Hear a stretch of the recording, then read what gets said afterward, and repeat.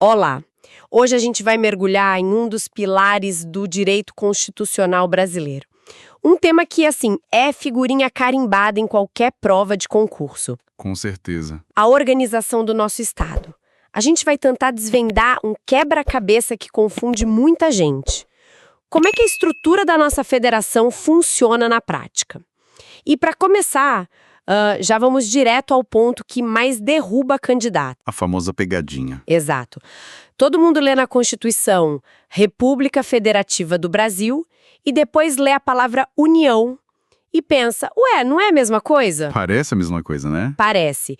E a nossa missão aqui é mostrar que não só não é a mesma coisa, como entender essa diferença é a chave para destravar todo o resto. Exatamente. É a base de tudo. É como, sei lá, tentar montar um motor sem saber a diferença entre um pistão e uma biela. Boa analogia. Se você confundir esses bons conceitos, toda a sua análise da estrutura de poder no Brasil já começa errada. E as bancas de concurso, elas adoram explorar essa confusão. Ok, então vamos desmembrar isso. Nas fontes que a gente analisou, tem uma analogia que eu achei ótima. Pensa na República Federativa do Brasil, a RFB, como o Megazord dos Power Rangers. É uma analogia perfeita. É o robô gigante, o Estado brasileiro como um todo, né? Exato. Porque esse Megazord, ele não surge do nada. Ele é formado pela união, pela junção de várias partes. Certo. E essas partes, os Power Rangers, são quem? A União, os Estados-membros, os municípios e o Distrito Federal. Todos eles juntos. Todos eles, juntos e de forma indissolúvel, formam esse todo maior que é a RFB. E aqui é onde a coisa fica realmente interessante e a primeira grande pergunta de prova aparece. A pergunta de R$1 milhão. Se a RFB é o todo e a União e os outros são as partes, quem, nessa estrutura toda, tem soberania? A resposta é categórica. Apenas a República Federativa do Brasil. Só o Megazord, então. Só o Megazord. A RFB é o ente soberano. Quando a gente fala em soberania, estamos falando de um poder assim absoluto, que não se submete a nenhum outro. Nem dentro, nem fora do país. Nem interna, nem externamente. É por isso que a RFB é classificada como uma pessoa jurídica de direito público externo. Peraí, vamos traduzir isso. Direito público externo quer dizer, na prática, que é o Brasil como país. Com o Megazord, negociando com a Argentina, assinando um tratado na ONU, ou num caso extremo, declarando guerra. É o Brasil perante o mundo, certo? Exato. É o Brasil na arena internacional. E aí vem o contraste fundamental. Que é? A União, os estados, os municípios e o DF, eles não têm essa capacidade.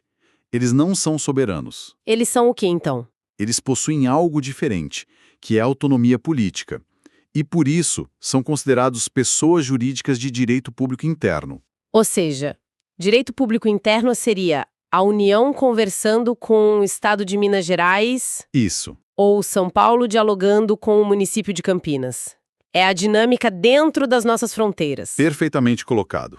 E é aí que mora a pegadinha clássica. Pode falar. Uma questão de prova que afirma que a União é soberana. Tá errada. Está completamente errada. A União é um ente importantíssimo, central, mas é uma das partes autônomas que compõem o Estado Federal. O soberano é o todo, não uma das partes. E a gente vê a base disso na própria letra da lei, né? O artigo 1º da Constituição já abre os trabalhos dizendo que a RFB é formada pela união indissolúvel dos estados, municípios e do DF. E o fascinante nesse detalhe é a gramática. É um detalhe pequeno, mas que muda tudo. Qual? Nesse artigo, a palavra união está com U minúsculo. Ah, não é um nome próprio? Não é. O Constituinte usou a palavra no seu sentido comum, de junção que não pode ser desfeita. Entendi.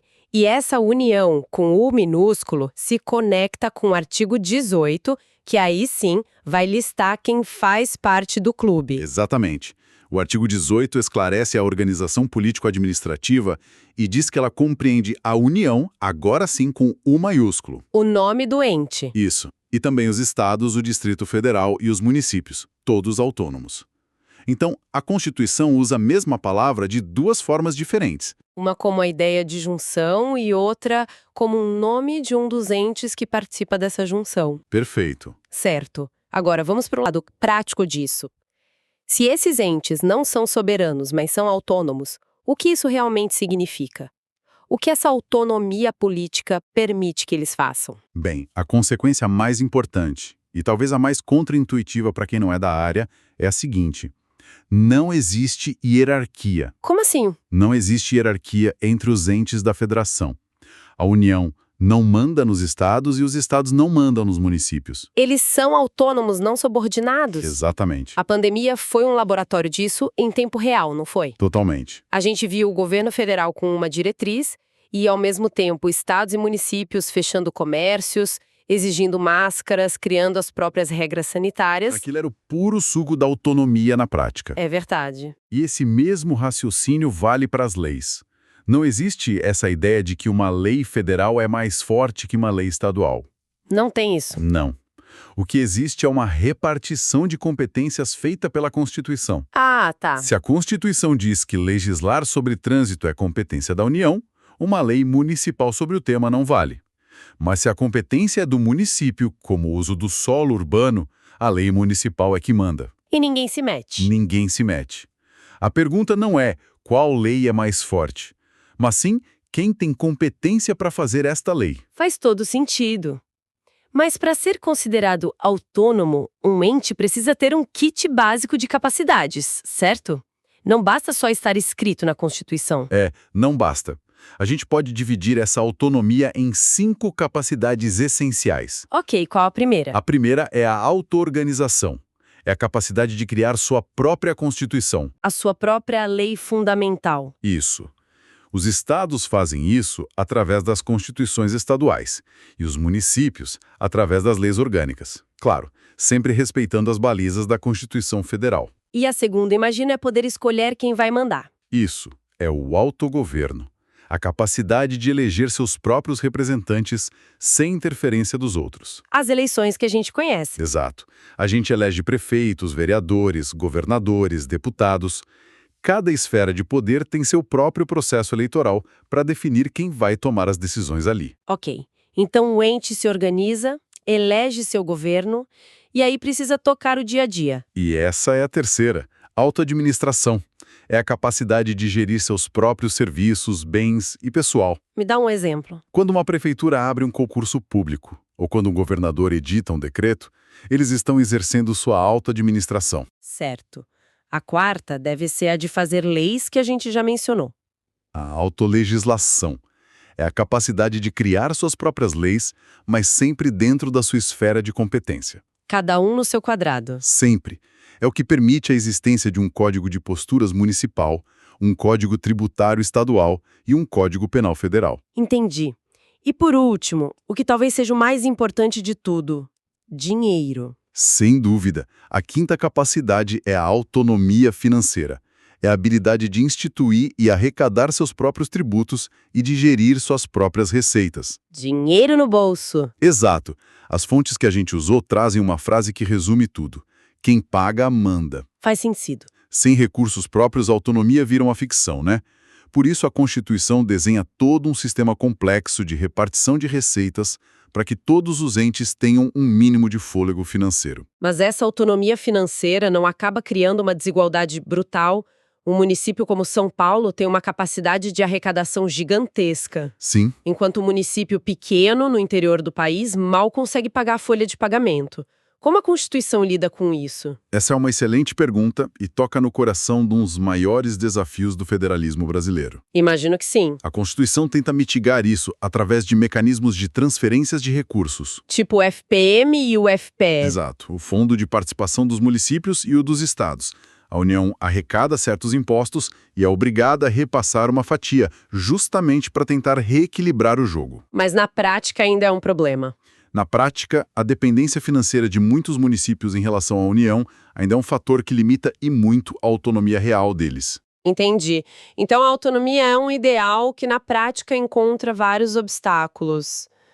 Bom, acho que agora, com essa base, a gente consegue dar um passo para trás e listar as regras de ouro, as características que fazem o Brasil ser uma federação. Vamos lá. A primeira já é exaustivamente discutida.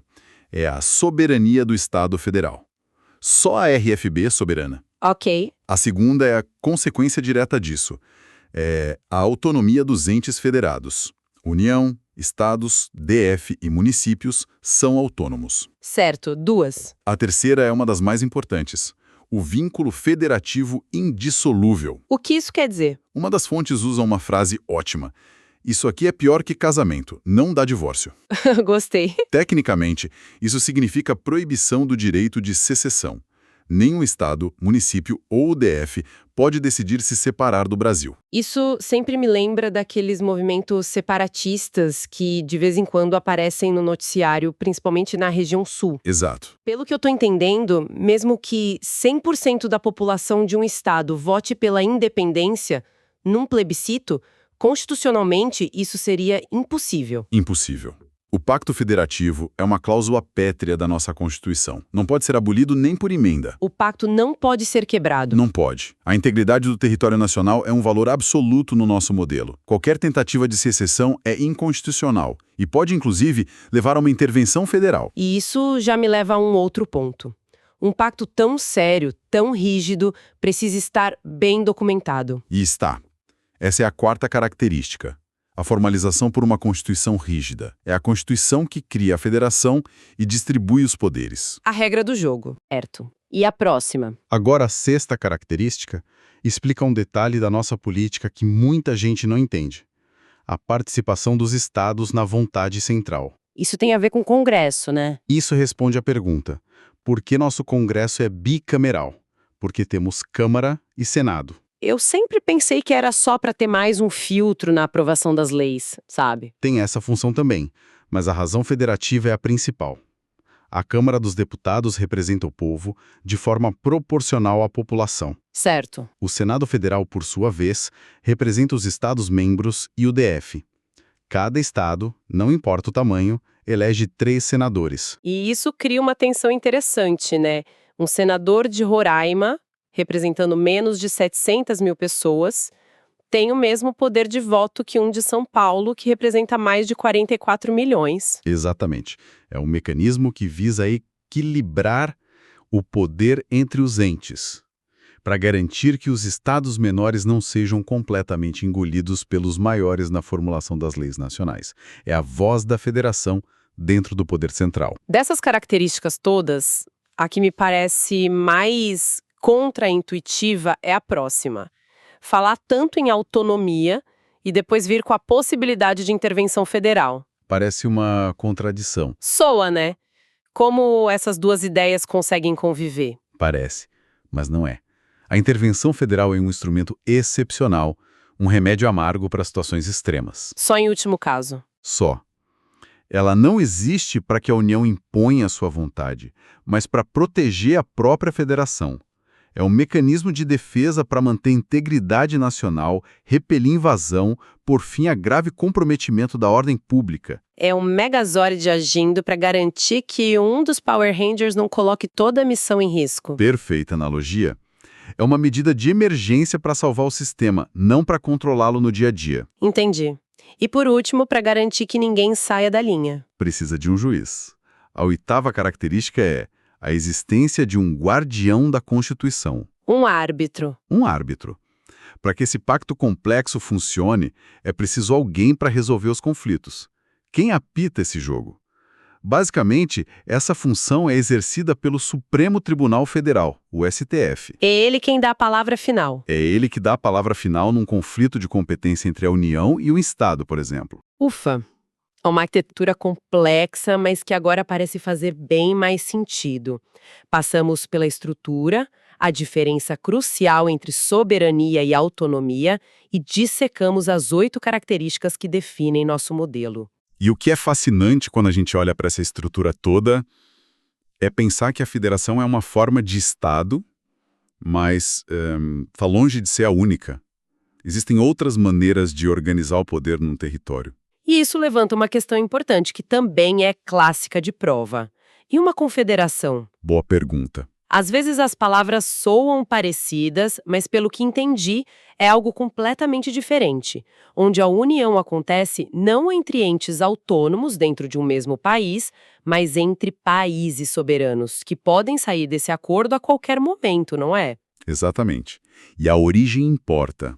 Nem toda federação nasce da mesma forma. Como assim? Algumas, como a dos Estados Unidos, surgem de um movimento de agregação, de fora para dentro. Eram colônias independentes que decidiram se unir. Certo, elas abriram mão de parte do poder. Exato. Abriram mão de parte da sua soberania para formar um país mais forte. Outras, como a nossa, nascem de um movimento contrário, de desagregação. De dentro para fora. De dentro para fora. Éramos um Estado unitário, centralizado, que decidiu se descentralizar e conceder autonomia para suas províncias. Essa diferença fundamental na origem muda tudo. E é essa distinção que a gente vai analisar a fundo na nossa próxima conversa. Se este conteúdo te ajudou nos seus estudos para concursos públicos, aproveite e assista agora a outros vídeos de nosso canal. Aqui você encontra material gratuito, dicas de estudo e conteúdos atualizados para concursos públicos. Inscreva-se no canal, ative o sininho para não perder nenhuma aula, compartilhe com outros concurseiros e deixe seu comentário com dúvidas ou sugestões. Pode Passar Cast. Conteúdo certo para quem estuda para passar em concurso público.